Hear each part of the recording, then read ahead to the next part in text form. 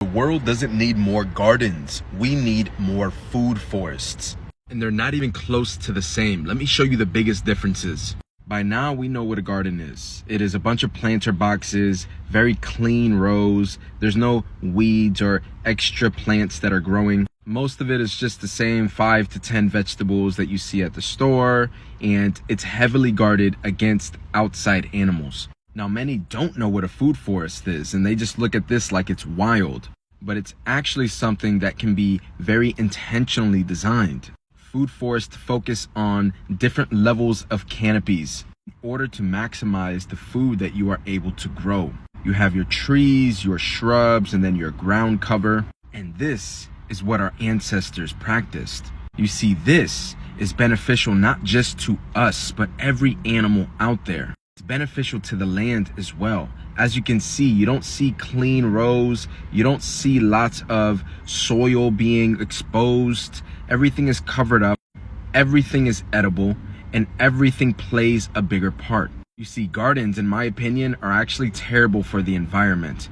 Gardens require you to guard it. So you are starving off the native species around there, even though you came and took their land.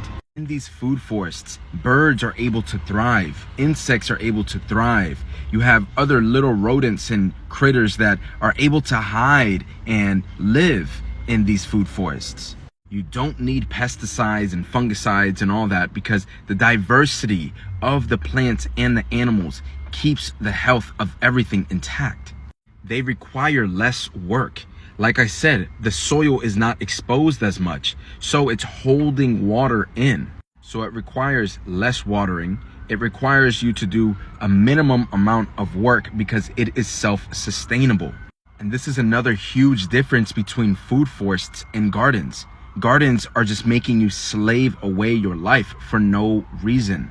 Our ancestors knew better. They had better things to do than to be out here plowing and hoeing the ground all the time. So if you have a plot of land, then challenge yourself to get rid of the old American lawn and use every single space that you have to cover it with some type of edible or medicinal plant. You're going to be doing your neighborhood, your family, the earth, and your animal relatives a favor. Comment down below if this is something you're interested in.